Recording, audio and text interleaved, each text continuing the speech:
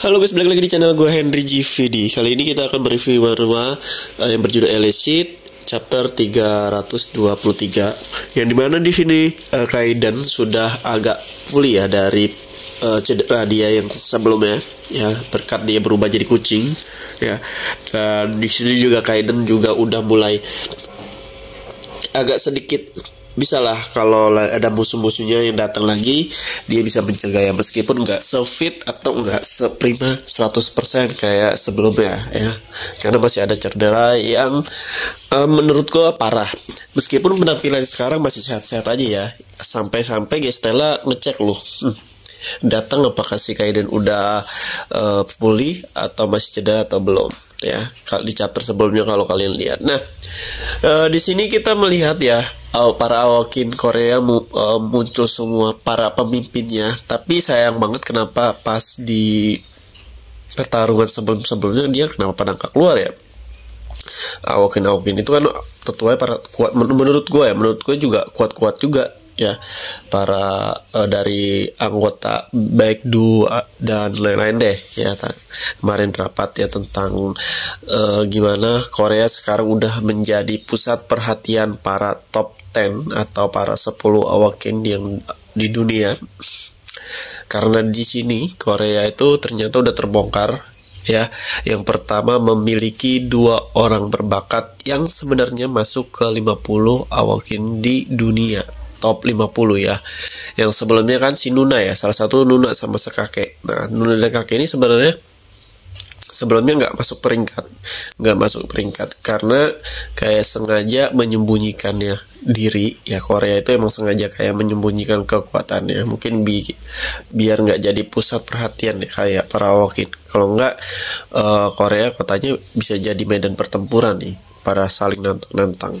Nah, tapi di sini para Korea ini emang benar-benar menurut gua bakalan kedepannya tuh bakal jadi diburu ya. Kita kan belum melihat para awakin nomor 1, nomor 2 ya kan, 3 ya, sisanya itu ya kalau nggak salah. Nah, di sini takutnya karena Kaiden udah ngalahin 2 orang 10 peringkat, berarti bergeser dong. Di sini ada tata yang kosong ibaratnya ya, meskipun taruhlah Kaiden mengisi salah satu tata tersebut, tapi ada satu tata yang kosong.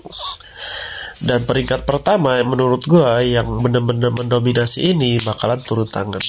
Gua nggak tahu apakah bakalan jadi pertempuran sengit, jadi musuh bubuyutan atau enggak, itu tergantung dari penulisnya ceritanya.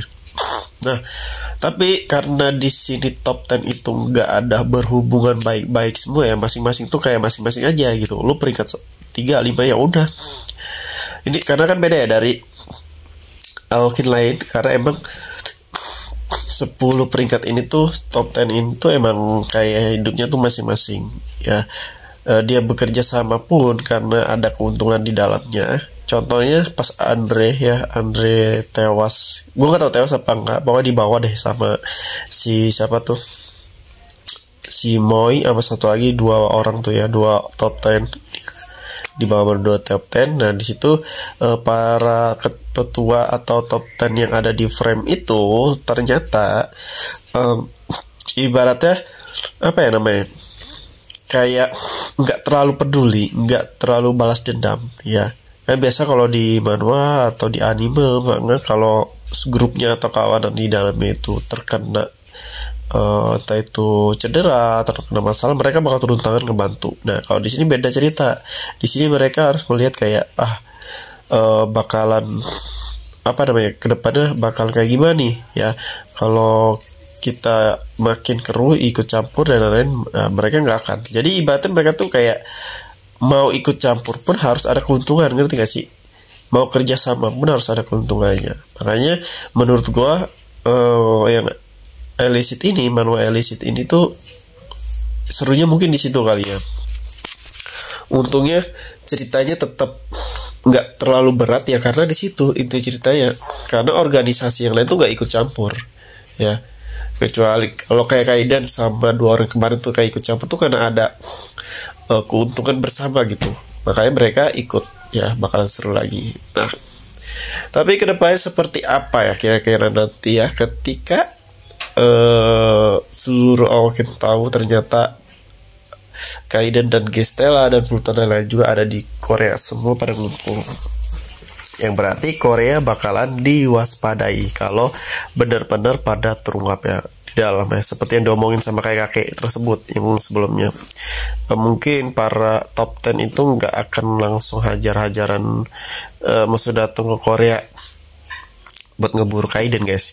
Dan di bawah top 10 pun, itu top 50, top 100, 200 pun nggak akan berani macam-macam dari Korea, karena sekarang di Korea itu udah ada Kaiden, udah ada Pluton, Catherine, terus ada Gestella yang kadang mampir ke situ, yang menurut gue harus diwaspadai sih ya, nggak asal nyerang gitu aja ya. Dan ada juga awakin di Korea ya yang emang nggak bisa diremehkan, menurutku nggak bisa diremehin juga. Di situ juga ada beberapa awakin yang menurut gue kuat, kayak Nuna, kayak kakek, terus ketua Baekdu, terus yang kata apalagi ya, ketua asosiasi di situ juga ya kan. Nah ini bakal penasaran lagi, berarti nanti kayak mau masuk ke cerita Jinwoo mungkin ya. Jinwoo kan dari kemarin kita ngeliat chapter Kaiden melawan beberapa top 10. Menurut gue kali ini mungkin Jinwoo yang bakalan ambil peran di sini. Tapi seru ya ceritanya ini, bukan hanya berpusat sama MC ya. Jadi kayak Jinwoo itu kayak menurut gue ya kayak sampingan, masih MC, tetap MC, tapi MC sampingan, ngerti gak sih? Menurut gue dari sudut pandang pembaca atau ya baca, gue ngelihatnya di sini orang-orang itu lebih suka ke Kaiden, maksudnya tuh lebih suka ngelihat Kaiden kebantai daripada si Jinwoo-nya sendiri guys ya, karena mungkin Jinwoo masih kayak naif, masih kayak bocah lah ya. Mungkin itu menurut gue yang bikin para penonton tuh lebih kayak seruan ada Kaidennya gitu ya. Coba kalau Kaidennya dimatiin itu kayak bakalan nggak terlalu seru lagi. Makanya di sini Kaiden kayak terluka doang, habis itu terpulih lagi dan begitu aja terus. Oke. Jadi mungkin itu udah selesai. Gue membuat ilustrasi atau desain gambar mewarnainya ya, tinggal mewarnai.